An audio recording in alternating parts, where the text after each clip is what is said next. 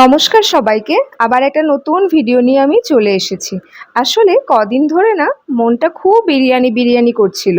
তাই ভাবলাম বাড়িতে সহজ উপায়ে একটু বিরিয়ানি বানিয়ে খেলে মন্দ হয় না। তাই দোকান থেকে দাওয়াতের বিরিয়ানি রাইসটা আমি কিনে এনেছিলাম। আর সেটাকে আগে থেকে জলে ভিজিয়ে রাখিনি, তাই ডাইরেক্ট সেদ্ধ করতে দিয়েছি। আর এইদিকে দেখলাম ফ্রিজে আগে থেকেই কিছু চিকেন ছিল, তাই সেটা আমাকে আর কিনে আনতে হয়নি। তাই কিছু চিকেনের পিস আমি ফ্রিজ থেকে বের করে রেখেছিলাম, সেটাকে খুব ভালো করে ধুয়ে এক সাইডে রেখেছি এবং এটাকে আমি ম্যারিনেট করব। কিন্তু তার আগে ভাবলাম চলো কিছুটা আলু আমি কেটে জলে ডুবিয়ে রেখে দিই, তাহলে আমার পরে এটাতে সুবিধা হবে। তো চলো এবার চিকেনটা ম্যারিনেট করে নিই।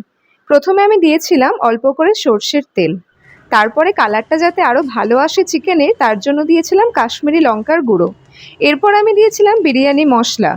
অনেকেই অনেক রকমভাবে বিরিয়ানি বানিয়ে থাকে, আমি সাধারণত বিরিয়ানি মশলাটা চিকেনের সাথে দিতেই পছন্দ করি। এরপরে দিয়েছিলাম একটুখানি গোলমরিচ গুঁড়ো। আসলে আমি লঙ্কাটা সেরকমভাবে ব্যবহার করব না এখানে, কারণ বেশি ঝাল খেতে পারি না তাই। এরপর আমি দিয়েছিলাম টক দই। টক দইয়ের পরিমাণটা একটু অল্পই দিয়েছিলাম, কারণ বিরিয়ানিতে বেশি টক বানিয়ে তো লাভ নেই বিরিয়ানিটা, এই অল্প করেই দিয়েছিলাম। আর দিয়েছিলাম একটু আদা জিরে বাটা। এরপরে আমি এটাকে খুব ভালো করে ম্যারিনেট করে নিয়েছিলাম, যাতে ভেতরে মশলাটা ঢোকে চিকেনের। তাই বেশ কিছুক্ষণ ধরে আমি চিকেনটাকে খুব সুন্দরভাবে চেপে চেপে ম্যারিনেট করে নিচ্ছিলাম, যাতে পরবর্তীকালে আমার গ্রেভিতে যাতে অসুবিধা না হয়। মাংসটাতে ভালোভাবে যদি মশলাটা ঢুকে যায় না, তাহলে গ্রেভিটাও খুব সুন্দর আসবে, চিকেনের কালারটাও খুব ভালো আসবে। তাই বেশ কিছুক্ষণ ধরে আমি চিকেনটাকে খুব সুন্দরভাবে ম্যারিনেট করে নিচ্ছিলাম। তোমরা পারলে একটুখানি আগে থেকে ম্যারিনেট করে রেখে দিও, বা যদি সেটা সম্ভব না হয় তাহলে অতক্ষণ ধরে দরকার নেই, তোমাদের নিজেদের সময় অনুযায়ী তোমরা চিকেনটাকে ম্যারিনেট করে রেখে দেবে। পারলে ফ্রিজের ভেতরেও রেখে দিতে পারো বা বাইরে। এরপর আগে থেকে জলে ভিজিয়ে রাখা আলুগুলোকে জল থেকে ঝেড়ে ঝেড়ে তুলে রাখলাম। তুলে রাখার পরে অল্প সামান্য একটু নুন, একটু বিরিয়ানি মশলা, সাথে একটু কাশ্মীরি লঙ্কা গুঁড়ো দিয়েছিলাম, আর তারপরে দিয়েছিলাম হলুদ, এবং সেটাকে দিয়ে ভালো করে আলুটাকে ম্যারিনেট করে নিলাম। কারণ আলুটারও তো একটা টেস্টের দরকার আছে, তাই না? বিরিয়ানিতে আলুর টেস্টটাও তো অনেকটা ম্যাটার করে, তাই না? তো সেই কারণে ভাবলাম যে না, চলো আলুটাকে সিম্পল ভেজে লাভ নেই।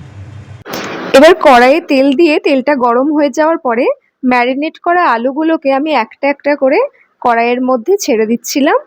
কারণ আমার না এই বিষয়টাই খুব ভয় লাগে, যে তেলটা গরম হয়ে যায় তারপরে কোনো কিছু ছাড়লে যে ছ্যাক ছ্যাক করে যে আওয়াজটা হয় আর ছিটকে আসে না, আমার প্রচণ্ড ভয় পাই আমি। কিন্তু এখন অনেক রান্না করতে করতে আমি এটা শিখে গেছি, আমার ভয়টাও কমে গেছে। তো এবার একটা একটা করে আলু আমি তেলে ছেড়ে দিয়ে বেশ কিছুক্ষণ এপিট ওপিট করে খুন্তি দিয়ে আমি নাড়াচাড়া করতে থাকলাম। এবং সব শেষে যখন দেখলাম যে আলুটা এবার ভাজা ভাজা হয়ে এসছে, তখন গ্যাসের ফ্লেমটা আমি কমিয়ে দিয়ে আলুগুলোকে কড়াই থেকে আমি তুলে রাখলাম। এরপরে আমি একটু অন্যদিকে কিছু রসুন আমি হামালদিস্তাতে থেতো করে নিচ্ছিলাম। এটা আমি মিক্সিতেও করতে পারতাম, কিন্তু কি বলতো, আমাদের বাড়িতে না মিক্সিতে পেঁয়াজ রসুন পেস্ট করা হয় না। যেহেতু আমার দিদা মাঝে মাঝে আসে, তো আমার দিদা যেহেতু নিরামিষ খায়, আমার মাও খায়, সেই কারণে মিক্সিটাকে না আর পেঁয়াজ রসুনের কোনো ঠেকাঠেকি করিনি।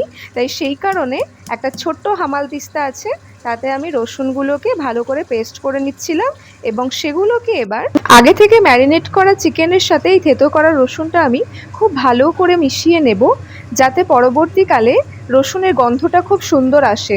আসলে আমি এই রসুনটা না চিকেনের সাথে মিশিয়ে নিতেই পছন্দ করি, কারণ কড়াইয়ে অনেক সময় বুঝে উঠতে পারি না, বেশি ভাজা হয়ে গেলে পুড়ে যায় বা অনেক সময় কাঁচা থাকে।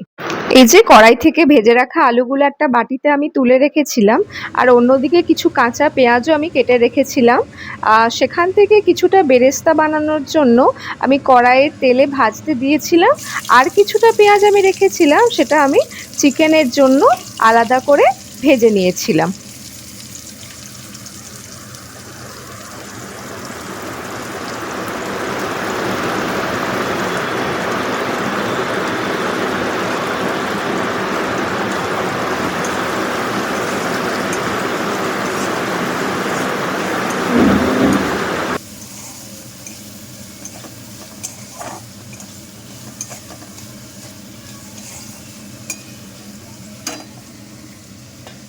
পেঁয়াজটা ভাজতে ভাজতে যখন কালারটা লাল হয়ে এসেছিল, তখন আমি ম্যারিনেট করা চিকেনটা কড়াইয়ের মধ্যে দিয়ে দিয়েছিলাম এবং পেঁয়াজ সহ চিকেনটাকে ভালো করে খুন্তি দিয়ে এপিট ওপিট নাড়ছিলাম, যাতে চিকেনটা খুব ভালোভাবে কষা হয়।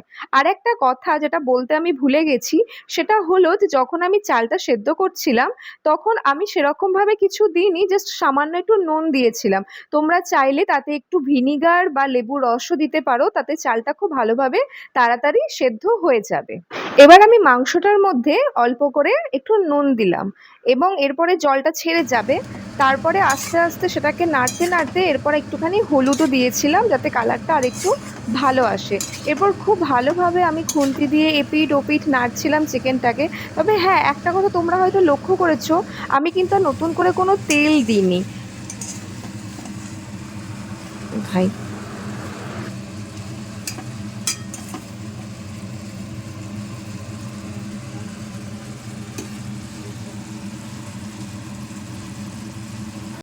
একদিকে চিকেনটাকে আমি ভালোভাবে কষে নিচ্ছিলাম, আর অন্যদিকে আমি একটু কাজটা এগিয়ে নিয়ে যাওয়ার জন্য সামান্য দুধে একটু কেশরও গুলে রেখে দিলাম। এবার চিকেনটা সেদ্ধ হয়েই এসেছে, আমি সামান্য পরিমাণ একটু কেওড়ার জল দিয়ে দিলাম, যাতে চিকেনের গন্ধটা খুব সুন্দর আসে, ফ্লেভারটা খুব সুন্দর হয়।